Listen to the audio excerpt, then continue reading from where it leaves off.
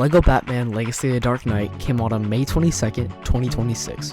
When I began this challenge, that date was only 4 days away. I had originally planned to finish this project before it came out, but instead, I had accidentally launched myself into a crazy challenge, one that would consume the next month of my life. LEGO Batman the video game came out in 2008, a whole 3 years before I was born. However, it's widely remembered as an all-time classic. When it comes to me, the only experience I have on this game was on the Wii with my brother, but I didn't progress much and I have little memory of it. The goal of 100% wasn't easy, and to achieve it, I had a laundry list of tasks I needed to complete, including completing all 30 story levels, both hero and villain, as well as 2 secret mini-kit levels. On top of the levels, I had to collect 300 mini-kits, 30 red bricks, and about 4 trillion studs. Besides the collectibles, I had to rescue 25 hostages and purchase all 46 characters and 15 vehicles, 20 red brick extras, 15 suit upgrades, and 27 data logs. So yeah, quite the task. Now that that's out of the way, let's hop in. The game's story isn't too deep, but it doesn't really have to be. The fun comes from fighting crime as LEGO Batman and the overall wackiness of the characters, which makes the game very enjoyable. It begins with all the main villains escaping from Arkham Asylum in 3 main groups: the Riddler, the Penguin, and the Joker. The level system in the game is split up into 3 episodes, where you take down the big bad and their supporting cast in 5 level segments. The first of which happens to be the Riddler, joined by Two-Face, Clayface, Mr. Freeze, and Poison Ivy. Their main goal is to rob the Gotham City gold reserves to fund their criminal activities. The first villain we encounter is Clayface, as he and the Riddler explode a building to get some gold. This is where I come in. Batman and Robin begin their journey in the streets of Gotham, where you learn the basics of any LEGO game. These of course being levers, buildable objects, grappling hooks, and of course, those dang malfunctioning ladders.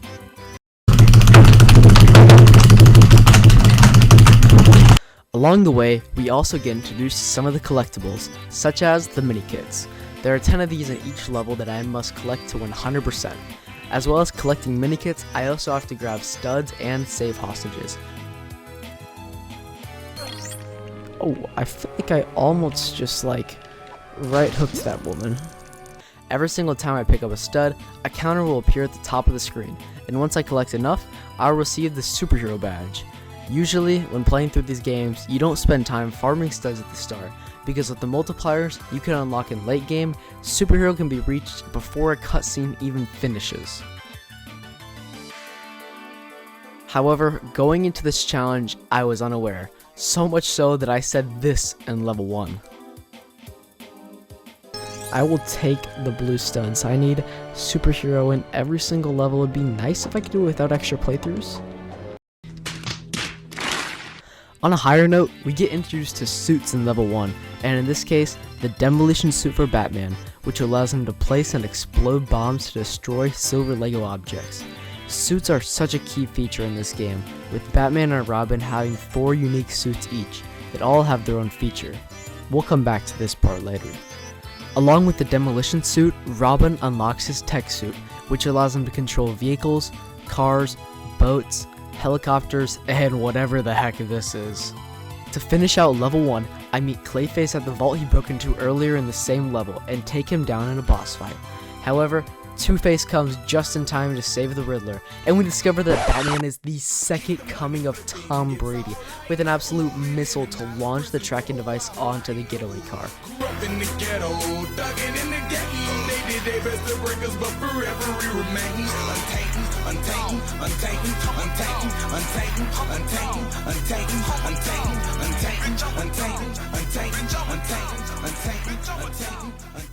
Following the absolute dime from Batman, the duo follows the tracker to Mr. Freeze's lair and attempt to intercept the villains. This time, we matched up against Mr. Freeze in the Ice Factory.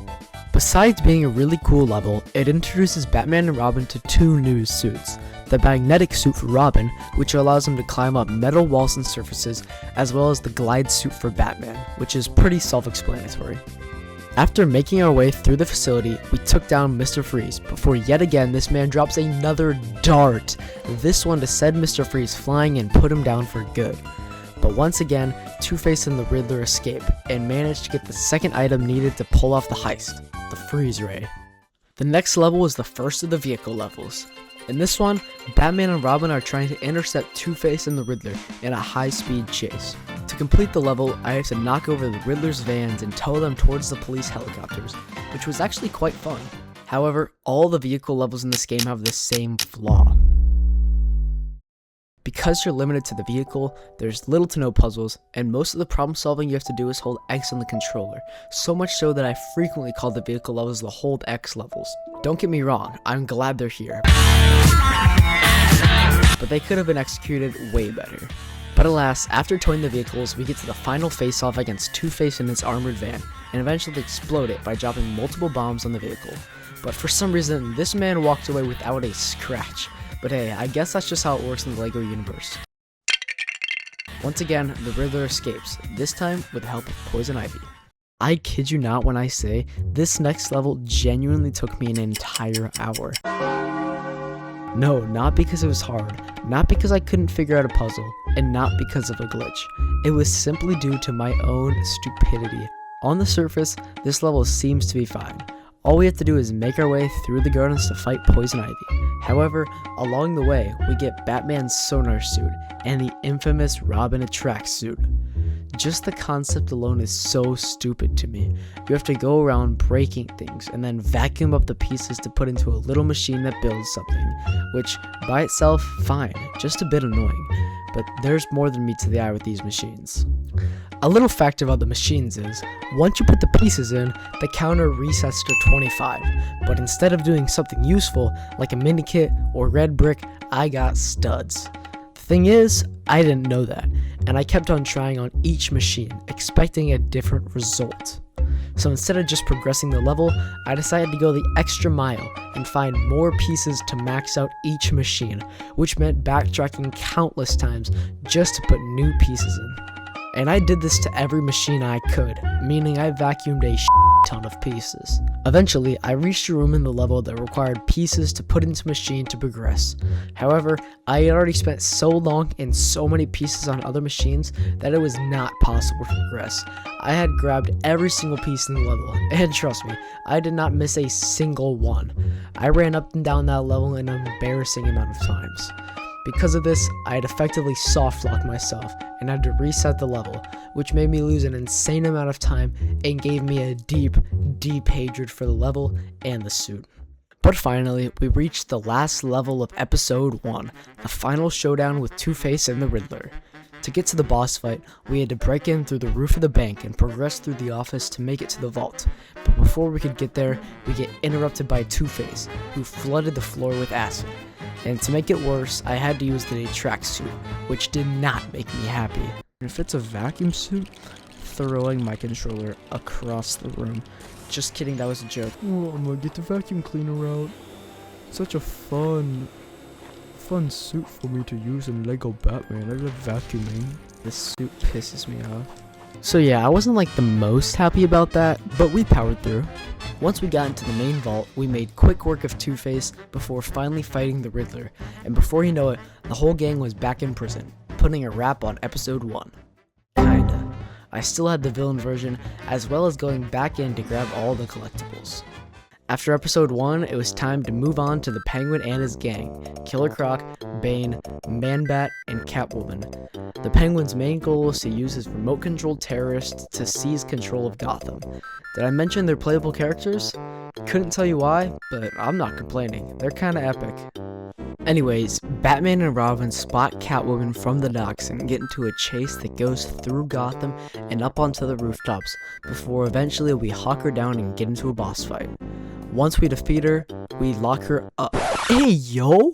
Batman, you good? Robin, you just like me, low-key. After that encounter, we get her locked up before just barely catching Penguin's henchmen to start our second vehicle level. But before hitting the docks, I have big news I'd like to share. I'm trying to hit 10k subscribers before Christmas, and if we do, I will buzz my hair live on stream. And trust me, I do not want to get a buzz cut, but if we hit the goal, it'll be worth it. So please, subscribe. It's totally free and it helps out the channel a ton. Secondly, I'm going live. I'll be live right here on this channel in exactly 1 week, Thursday, July 30th at 7 p.m. Central Time. So please, mark your calendars and join up. I want as many people in the chat as possible. Thanks. Now, back to LEGO Batman. Like I said earlier, vehicle levels are not my favorite, but this level is tolerable. The superhero duo has to make their way through the harbor, solving minor puzzles along the way before taking on Penguin's submarine. Once it's down, Croc and the Penguin get away, and oh my god, Robin's head flies off, but it's okay I guess, he seems to be fine. After falling through into the sewers, Robin shows off his karate skills against the crocodile. Luckily, it sees this and swims off in absolute fear. While traversing through the sewers, we break into Killer Croc's lair, and of course, take him down and lock him up.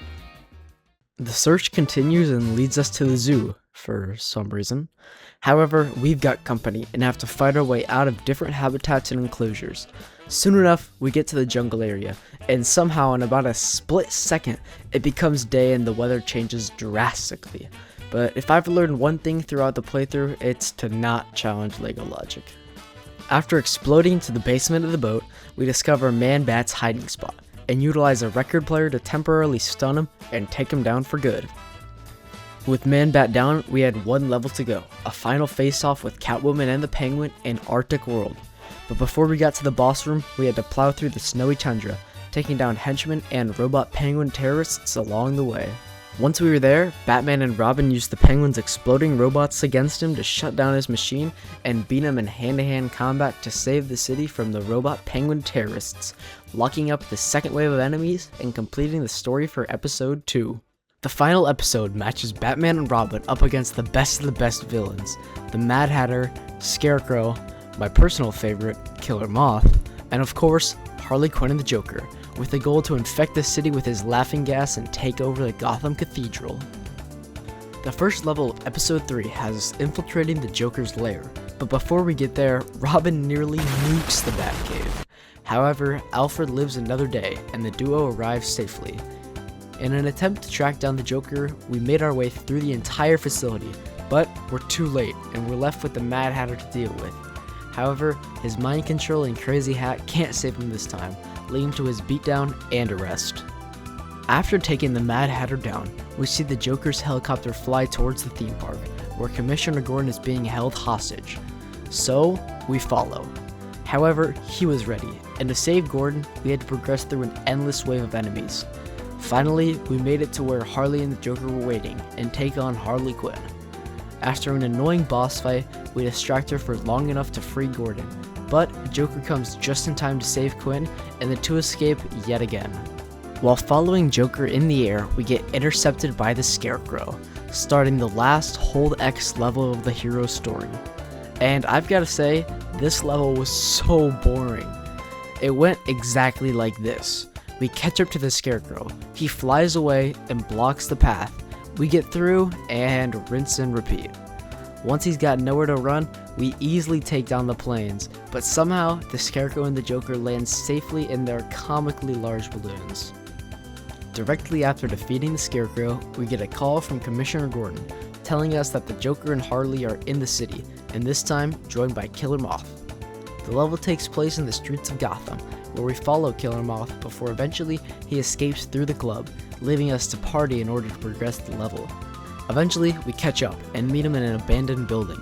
We defeat him by finding new ways to turn on a massive light bulb, which causes him to fly into it, burning him enough to knock him out. Finally, it was time to finish out the hero's story with the final level of the final episode, a final duel at the Gotham Cathedral. And yes, I said final 4 times in that sentence. Just outside, we get some assistance from the Gotham City Police Department, and after some minor puzzle solving with the suits, we open the window and Harley Quinn appears, but we take her down using her biggest weakness. Water guns? Anyways, she heads back into the building, and we follow close behind as she leads us up to the top of the tower, where the Joker was waiting. And honestly, for a final battle, it's a little underwhelming. In the first phase, Harley and the Joker hiding the bells, but we quickly drive them out by ringing them, and after they leave, Joker calls in backup, and his helicopter breaks the wall in front of us, laying down relentless fire, before the water guns come back out, and this time they clutch up once again to take it down. During the final phase, the platform Harley and the Joker were standing on drops, knocking Harley out, leaving us with a final fight with the Joker to close out the level. Finally, all the villains are back in Arkham, and the city is finally safe, at least for now. However, our story isn't done just yet. One of the best parts of LEGO Batman 1 is the dual story. Along with Batman and Robin's storyline, every level in the game has the villain version to go along with it, giving us everything that happens leading up to the hero level. Because of this, the level count gets doubled, and it leads to some really cool storylines, which laid the foundations for a game solely focused on that side of the story, being LEGO DC Supervillains. Now that the hero's story is done, we go all the way back to episode 1, taking us to the Riddler and the setup for the heist for the Gotham City Gold Reserves. The Riddler demonstrates that once we steal the key, we can break into the safe without hassle. So, he takes Clayface and the two make their way through Gotham until they arrive at the bank. Instead of fighting henchmen and goons, the villains go against all forms of security, police, SWAT, and more.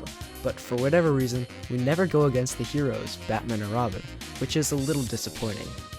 Anyways, we plant the explosives and break in, which directly sets up the events of the first level. Although the levels are in chronological order, they can feel a bit discontinuous, considering that the gameplay and cutscenes never show the plan getting interrupted by the heroes. For me, playing the villains right after completing the entire hero saga can lead to me forgetting parts of the story, which gets amplified by skipping around in the villain saga. Continuing after the Clayface mission, the Riddler takes Mr. Freeze to the ice cream factory to pick up the Freeze Ray, the next item needed for their plan. After breaking in, we progress through the building until we get to the vault and take on an ambush of police officers before solving a minor puzzle to take over the Freeze Ray. After acquiring the Freeze Ray, the Riddler teams up with Poison Ivy to get the next item needed for the heist. A tree? I thought she could just make those, but I guess it's fine. This level is set in the Botanical Gardens, and after heading in and out of a few buildings, we get to the main greenhouse, and once again, take down some cops before turning on the heat lamps to grow the trees. But this doesn't make any sense. One of Poison Ivy's main abilities is being able to make plants grow into something that will help, but I guess she wanted to give the level some more depth. After the Riddler helps Poison Ivy, she returns the favor by gifting him some seeds, apparently needed for the heist, and we were off to the next level. Instead of a Hold X level, we get a Two-Face and the Riddler team up for the last part of the episode, which is a huge step up, and one of the best levels in the game. For the last item on their list, they needed a super laser from Wayne Tech. Upon arrival, they pull out the shovels and dig their way into the building. To progress, they shut off the lasers, a good amount of them, flood the place with acid, and construct a giant robot in order to break the batteries powering the barrier to the laser. Finally, it was time for the heist. With all the pieces ready, Two-Face and the Riddler pull up to the Gotham City Gold Reserves, putting each component to use. The first being the Freeze Ray, which created a bridge for the pair to cross over onto the island. Once they got there, the Riddler planted the seeds that grew them a massive tree, which got them up onto the mountain and next to the building, before using the super laser to break through the front doors, or maybe not. Two-Face misses the first shot and the security systems go off, causing the laser gun to get destroyed. With the plan veering off course, the two had to find a new way in. So, the Riddler constructed a beacon to hone his powers and take control of the police helicopter attacking them, and used it to finally break open the doors. Once we were in, it was pretty much a straight shot to the vault. After a minor hassle, we used the parts of the vault door to create yet another giant robot to do the rest of the work. I'm starting to think LEGO DC has a bit of an obsession with giant robots. However, once we're in the vault, the villains enjoy their short freedom just before the Bat comes to take it away, putting the villain story of episode 1 to an end. Following the heist, we continued the villain saga with the Penguin, and instead of getting items for a heist, he needed them for his plan to take control of Gotham with his remote-controlled penguin robot terrorists. To pull this off, he first needed a large satellite to be able to control them all at once, which he could steal with the help of Bane on the docks. Upon arrival, the two progressed through the docks, taking on police officers and breaking barriers with the police trucker. Because the suits are only accessible with the Bat family, all of the villains are given special abilities, some unique and some directly mirroring a suit. For example, the Penguin can release explosive penguin robots that serve the same purpose as Batman's bombs, as well as having the ability to glide across gaps like Batman's glide suit. Once they reach the end of the docks, they drop the package and break it open, and construct the satellite to complete the level. But they're attacked, and the Penguin betrays Bane and takes off without him, leaving him to get arrested, after a mild, but very reasonable crash out. After acquiring the satellite, Penguin and Catwoman pursue the next item, a diamond gem needed to power their machine. To get it, they had to make their way through the city rooftops until they got to the museum, where the diamond was located. Along the way, they took down some police, including a short boss fight against a police helicopter. To break in, they pushed a massive gargoyle through a skylight window that looks suspiciously similar to famous Star Wars character Salacious B. Crumb. Anyways, we disabled some lasers and took down the security system to finally get the diamond. Before betraying his partner once more, Catwoman yoinks the diamond with her whip, and then once again they get attacked by the cops, and my man Penguin just defies the laws of physics and flies up and out of there. And for Catwoman, well, let's just say the cops got a bit distracted. The next level brings the first Hold X level of the villain's saga, and yeah, it's a bit underwhelming. After getting away, the Penguin nearly gets caught, but Killer Croc comes just in time to save him by just obliterating the police boat with a missile. The point of the level was attempting to escape the docks, so the two progressed through the poison-filled waters and eventually took down a massive police raft.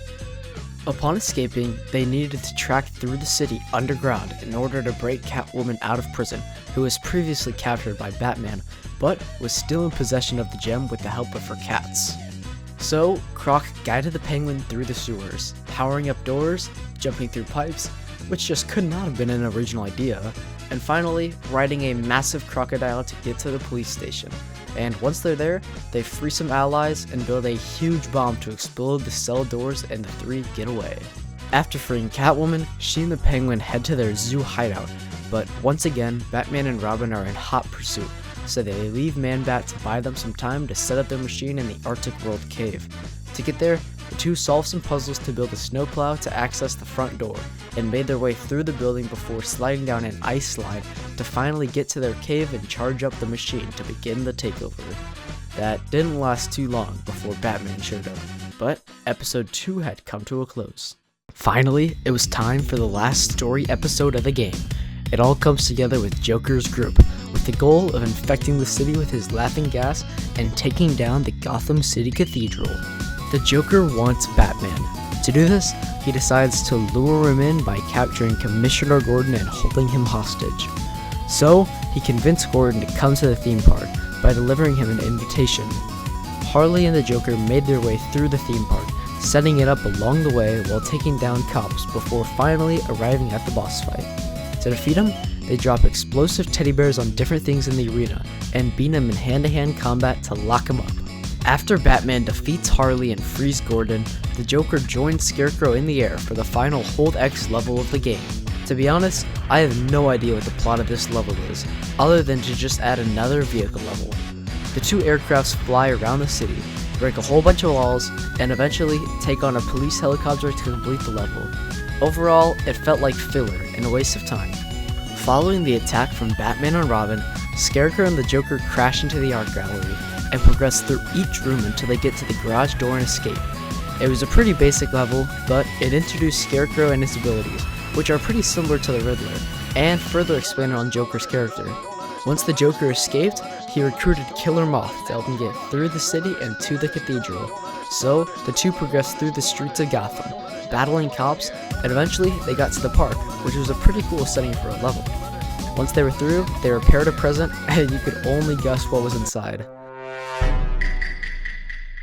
But alas, they used it to break into the next area, where they were attacked by a couple police truckers, and we destroyed them, as well as freeing Harley.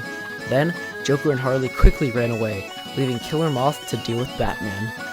Finally, the last level was here. We arrived at the cathedral and got right to work, clearing out the bottom level and rode the elevator up. Once we're there, we trekked through the balconies and catwalks, taking down cops, and finally unlocked the final door to the top floor. In the room, Joker and Harley rang some bells to destroy some angel statues and replace them with electrical Teslas to end the level, finishing the setup and activating the machine. And that was it. The story was finally completed. This unlocked a multitude of features, with the biggest being free play. In free play, you go back and play the same levels, but this time with access to different characters, allowing you to grab every collectible. To fully 100% the game, I had to grab 10 mini-kits, a red brick, a ton of studs, and occasionally save a hostage. In an attempt to keep this video under an hour, I'll cover the most interesting mini-kit, the red brick, what it does, and occasionally a hostage. Along with the collectibles, the studs will help me buy the red brick extras and characters.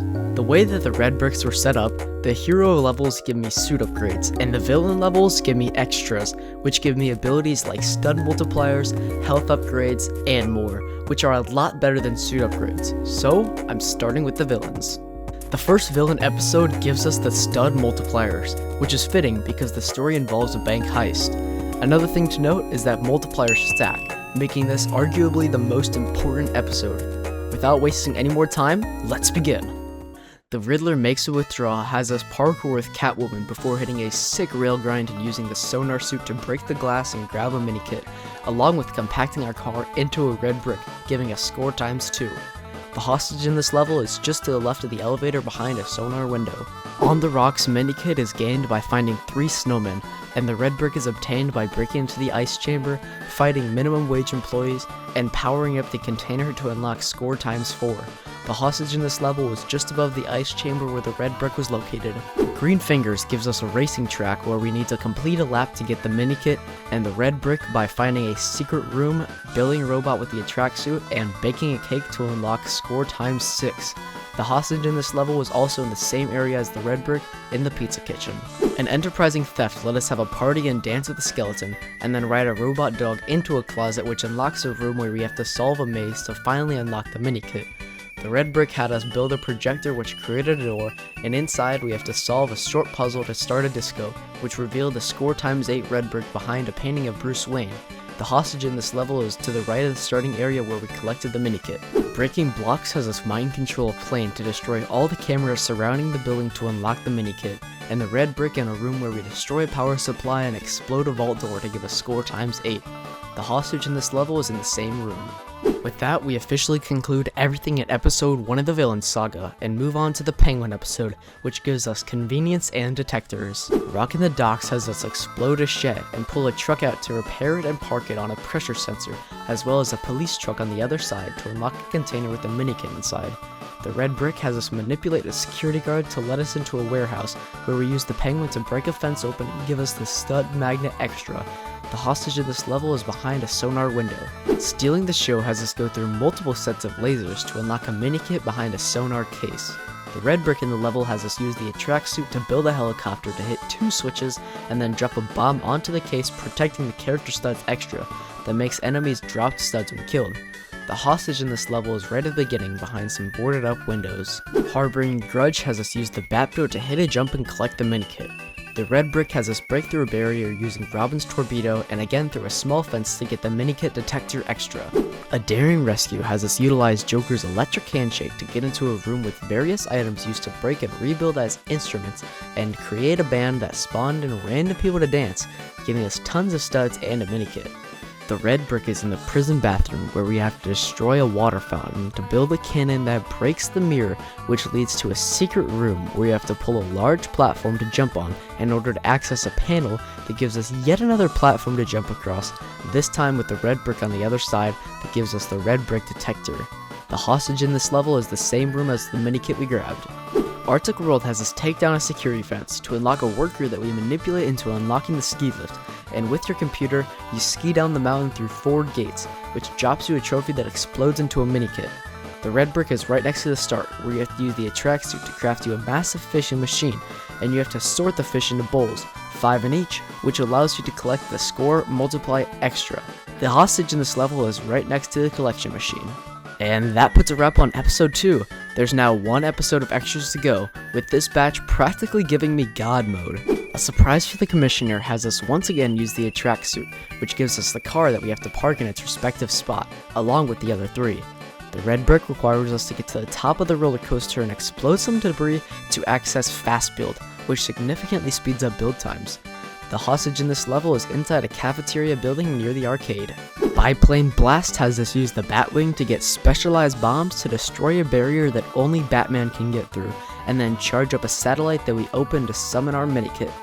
The red brick has us destroy 5 helicopters to give us an immunity to freeze. The Joker's masterpiece has us use a heat suit to pull a lever that partially exposes pieces of a puzzle, requiring us to explode and then use the sonar suit to grant access to the puzzle pieces that we use to create a portrait of Joker, who laughs at us and then gives us our minikit. The red brick was behind an explosive door that we needed the thermal suit to get through. In there, we had to sort containers to their respective paintings, which turned them all into red bricks, destroyed the containers, and granted us the regeneration extra. The hostage in this level was in the red brick room. The Lure of the Night had us use our massive robot to destroy another barrier that led us to a huge outdoor swimming tank, which was just odd to say the least. The minikit was just behind a sonar gate. The red brick had us collect pieces in the attract suit to build flower pots. Poison Ivy used these to grow plants that helped us reach an extra that gives us extra hearts. The hostage in this level was up a couple handles on the rooftop of a building. At last, it was time. We had nearly 100%ed half the game, and the last level would give us the best extra yet. The minikit has us use Mr. Freeze's ray gun to create an ice statue out of some water on the floor, which turned into a minikit. This level's red brick has us take down some chandeliers and reconstruct them into a floating vacuum that we use to clean the whole place up. And once it's clean, the red brick spawns in and grants us invincibility. The hostage in this level was just a glide away. Now we were finished with the entire villain saga, and with that we got an insane amount of upgrades and abilities, making us invincible, along with practically infinite studs and features that made completing the hero saga go a whole lot faster. The second part of free play is the hero side. The red bricks in this saga give us suit upgrades, which gives quality of life updates to most of Batman and Robin's suits in the game. In real life, these 15 levels took way less time than the villain saga, because all of the extras from the villain levels made the game much easier and quicker to progress through. The first episode gives us general upgrades that apply to all suits. Without any further ado, here's the final push. You Can Bank on Batman has us use a strong character to toss a dumpster out of the way and explode a sewer grate to get the minikit underneath. The red brick in this level is right at the end of the boss fight arena. To the left of Clayface there's a couple panels you can break open to give you this super grapple extra, which speeds up your grapple. The hostage in this level is right at the beginning behind a window. An icy reception has you park the ice cream truck right on a platform in the middle and pull a lever, turning it into an ice cream cone that gives you the minikit when you break it. The red brick has you glide to a platform in the background, get inside, jump on a switch, and grab the red brick, giving you fast batarangs. The hostage was in a secret room to the left of the intro area behind a Riddler door. Two-Face Chase has you break 3 carrot cards that grants you a minikit. The red brick comes during the boss fight arena in the very top left, which gives you more batarang targets. A Poisonous Appointment, the worst level in the game, has us plant a garden full of carrots, destroy them all, and claim our minikit. The red brick was in the lab area, needing you to pull a lever, explode a container to build and pull another lever, and then build a Joker machine to use, giving us flaming batarangs for the thermal suit. The hostage in this level was just behind a big sonar window in the second section. The face-off has us use the tech suit to de-arm the turrets and spin around the revolving doors to give us the minikit. The red brick was in the acid area to the left, where we had to build 4 buttons, hit them in the correct order to open the safe, which gives us the slam ability for the glide suit. The hostage in this level was on a balcony to the left.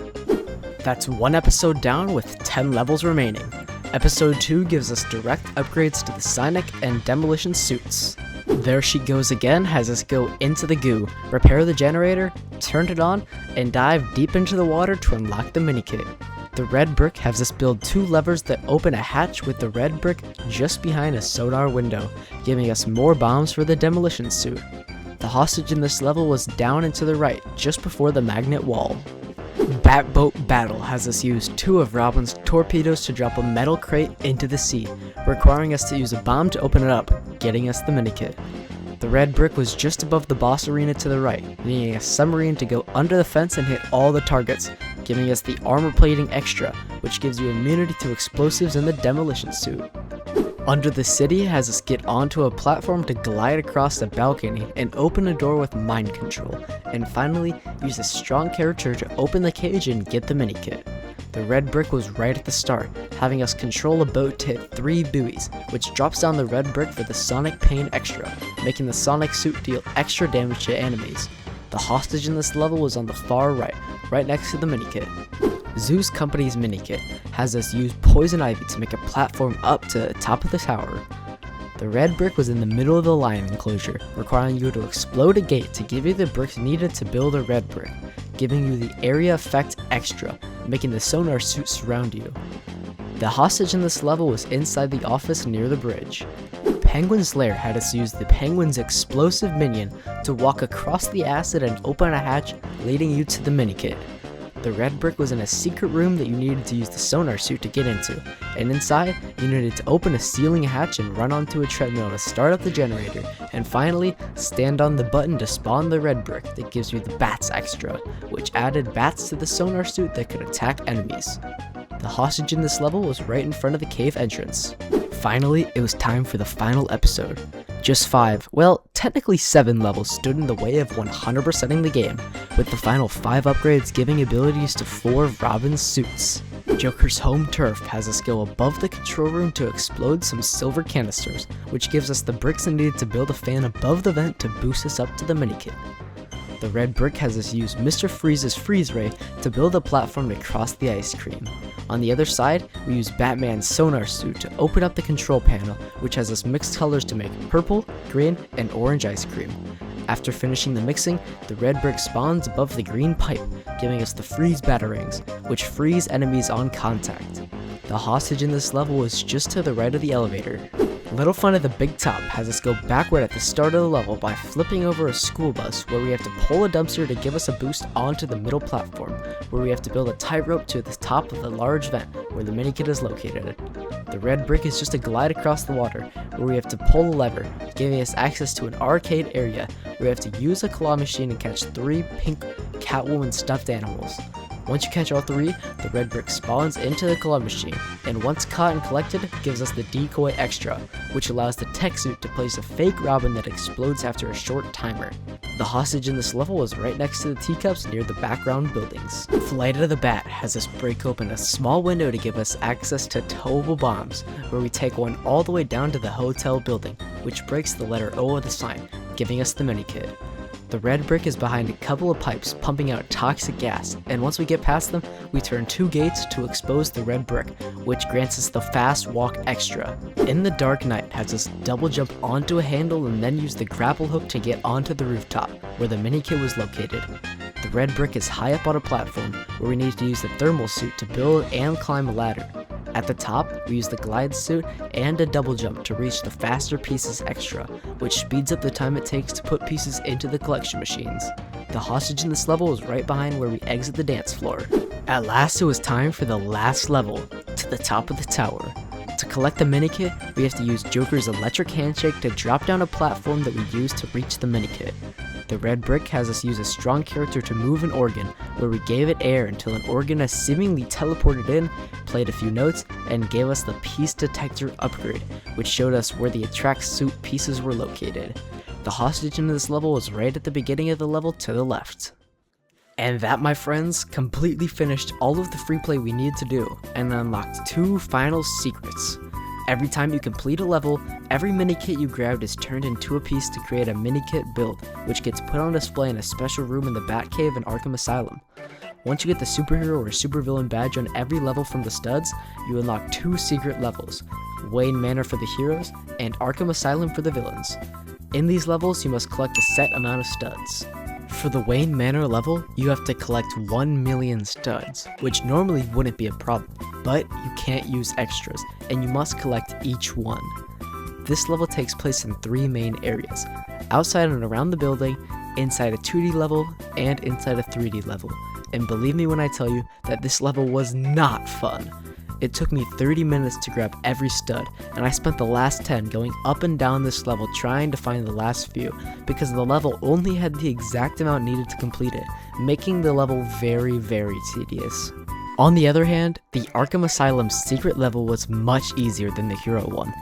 This level also had us collect 1,000,000 studs, but instead of having the exact number of studs needed to hit the goal, it was okay if you missed some, and the tasks didn't feel like chores. It was just fun to play around in the level, and over time you hit 1,000,000 without having to scavenge the level for the final studs. But with that, we gained access to the final 2 characters, and upon purchase would fully 100% the game. The first of which was Hush, who was unlocked after saving all 25 hostages throughout every single level, besides the Hold X ones of course. The second was Race? Rash? Raz? Whatever. The second secret character was Ra's al Ghul, who was unlocked for purchase upon completing everything else, serving as the final token for completion. Well, that wraps it up for LEGO Batman 1. If you stayed this long, please subscribe. It's free and it helps out the channel a ton. Also, remember to tune into the live stream on this channel a week from now, on Thursday, July 7th at 7 PM Central Time. The game was very fun, and extremely rewarding at times. My final time for the game was 36.7 hours, but I had no plan going into it and definitely took my time. If you'd like to see more content like this, drop a comment letting me know which game to play next, and I'll see you in the next one.